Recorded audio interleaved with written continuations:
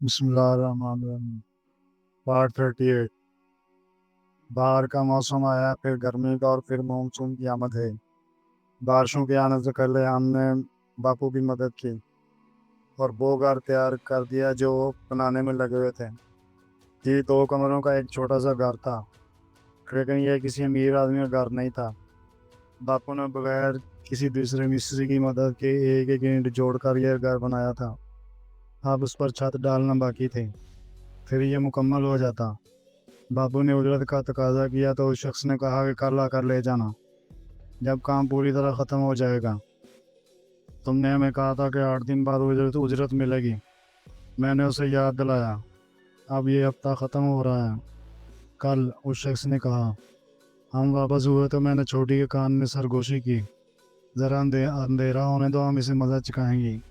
نہ پیسے نہ گھر۔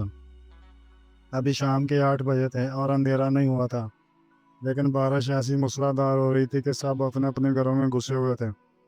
تیز بارش کے جالے اس طرح گر رہے تھے جیسے آسمان پھٹ گیا ہو۔ تیز ہوا سے درخت جھکے جا رہے تھے اور گھروں کی چھتیں بج رہی تھیں۔ بارش کے پانی نے گھڑوں کا گولو بازار بلائے سطح کر دیا تھا۔ پانی بارش سے اس قدر شور ہو رہا تھا کہ چھوٹی کو اور مجھے یقین تھا کہ کسی کو کچھ پتہ نہ چلے گا۔ چنانچہ ہم آدھا بنا ہوا گھر گرانے کے لیے چل پڑیں۔ ہم دونوں دیواروں پر چڑھ گئیں اور اینٹیں اکھاڑ کے پھینکنا شروع کر دیں۔ اوپر والی اینٹیں اکھڑی تو پانی درزوں میں سرایت کرنے لگا، جس کا نتیجہ یہ نکلا کہ تھوڑی دیر بعد دیواروں کی جگہ کچھ باقی نہ رہا، صرف سرخ کیچڑ کا ایک تودا بچا تھا جس کے اوپر 2 بھوت ناچ رہے تھے۔ میں بے حد خوش تھی۔ زندگی میں مجھے پہلی بار یہ محسوس ہوا کہ اس چیز نے مجھے جسمانی شکتی دی، تباہ کن شکتی، درگاہ دیوی کی شکتی۔ ان دیواروں کو ہم نے باپو کے ساتھ مل کر 8 دن میں بنایا تھا، لیکن صرف 2 گھنٹوں میں ہم نے انہیں گرا دیا۔ مونسون کی تیز طوفانی بارش نے ہماری مدد کی۔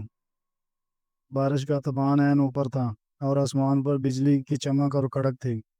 کام ختم ہونے کے بعد ہم نے گھر واپسی کا ارادہ کیا۔ اپنے جسم سے گارا صاف کرنے کے لیے ہم ایک مکان کے پرنالے کے نیچے کھڑی ہو گئیں اور مل کر اپنے کپڑے اور جسم صاف کرنے لگیں۔ پھر کپڑے نچوڑ کر دوبارہ پہن لیا اور گھر کے اندر واپس آ گئی۔ پانی ہمارے کپڑوں سے نچڑ رہا تھا۔ تم دونوں کہاں تھی؟ ماں نے تڑک سے کہا۔ وہ تب سے ہمارا انتظار کر رہی تھی اور سخت غصے میں تھی۔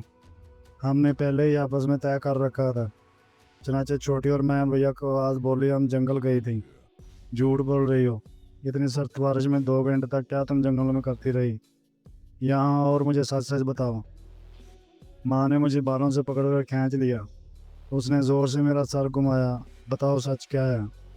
ہم نے بھی تہیا کر رکھا تھا کہ کچھ بھی ہو جائے اصل بات نہیں بتائیں گے، یہ تو ہمیں پہلے ہی پتا تھا کہ مار پڑے گی۔ چنانچہ ہم نے ماں کو کچھ نہ بتایا۔ اگلے روز ہم نے دیکھا کہ وہ شخص ملبے کے گرد گھوم رہا ہے اور آسمان کی طرف ہاتھ اٹھا کر بڑی حسرت سے کہتا ہے، ہائے بارش نے میرا گھر تباہ کر دیا۔ تم نے کہا تھا آج پیسے دو گے میں ہماری اجرت دو۔ ڈاک جو یہاں سے کیا دکھائی نہیں دیتا، میرا گھر مسمار ہو گیا ہے۔ تمہارا گھر اس لیے منہدم ہوا ہے کہ تم نے ہماری اجرت نہیں دی۔ میں نے کہا، رات بھگوان نے بارش صرف تمہیں سزا دینے کے لیے برسائی، اور اگر تم نے اب بھی ہماری مزدوری نہ دی تو جس گھر میں تم رہتے ہو بھگوان وہ بھی تمہارے سر پر گرا دے گا۔ ہمارے گاؤں کے لوگ بڑے توام پرست تھے۔ آسمانی شگون انہیں خوف سے بھر دیتے تھے۔ ایک لفظ مزید کہے بغیر اس شخص نے ہمیں ہماری مزدوری دے دی۔ جب میں نے باپو کو وہ پیسے دیے تو اس نے مجھے ٹٹولنے والی نگاہوں سے دیکھا۔ تم نے یہ کیسے کیا؟ باپس نے پوچھا۔ میں نے اسے کہا، بھگوان تمہیں سزا دے رہا ہے۔ بھگوان ان کے گھر کو گرا دیتا ہے جو کسی کو اجرت نہ دیں۔ کسی راون نے تمہیں یہ خیال سمجھایا ہے؟ یہ کسی راون نے نہیں سمجھایا بلکہ میرے اپنے ذہن میں آیا تھا۔ میں نے اس سے کہا کہ بھگوان نے میری پرارتھنا سن لیا۔ بعض میں نے ماں کو حقیقت بتائی تو اس نے اپنا ماتھا پیٹ لیا۔ اس کی آنکھیں بے یقینی سے پھیل گئیں۔ پھر اس نے کہا، پھولن بنی ہوئی چیزوں کو گرانا غلط بات ہے۔ اگر تمہیں کوئی دیکھ لیتا تو اس حرکت پر جان سے مار دیتا۔ اس نے مجھے تنبیہ کرتے ہوئے کہا، یہ جرم ہے، ایسی کوئی بات دوبارہ مت کرنا۔ لیکن میں نے جب اپنی سہیلیوں کو بتایا تو میں خوب کو حق بجانب سمجھ رہی تھی۔ وہ بھی ہنسنے لگی اور بولی کہ اگر کسی نے انہیں مزدوری نہ دی تو وہ بھی اس شخص کو اس قسم کی سزا دیں گی۔ یہ سب لڑکیاں وہ تھیں جن کے باپو یا پتی راج مزدور تھے۔ کنویں اور دوباروں بناتے تھے اور ان کا ہاتھ بٹاتے ہوئے سارا دن اینٹیں اٹھا کر لکڑی کی سیڑھی پر چڑھتی اترتی تھی۔ وہ کہتی تھی ان کا دل چاہتا ہے کہ میرے ساتھ کام کریں کیونکہ مجھے اپنی مزدوری لینے کا طریقہ آتا ہے۔ اس دن کے بعد سے ہم جہاں بھی مزدوری کرنے جاتی ان لوگوں سے کہہ دیتی کہ اگر انہوں نے ہماری اجرت ادا نہ کی تو بھگوان ان کے گھروں کی چھتیں ان کے سروں پر گرا دے گا۔ میں نہیں سمجھتی تھی کہ جو میں کر رہی ہوں وہ بغاوت ہے، یہ تو اصول انصاف کے میرے ذرائع تھے، لیکن میری بغاوت اس وقت شروع ہوئی جب میں 14 برس کی تھی اور ہر طریقے سے اپنی بقا کے لیے ہاتھ پاؤں مار رہی تھی۔ میں نچلی ذات سے تعلق رکھنے والی عورت تھی، میرا واسطہ طاقتور اور دولت سے تھا، اس لیے میں یہ حربہ آزماتی تھی۔ میں لڑکیوں سے کہتی تھی کہ اگر زمیندار ان کی مزدوری نہیں دیتا تو اس کی فصل خراب اور پامال کر دیں۔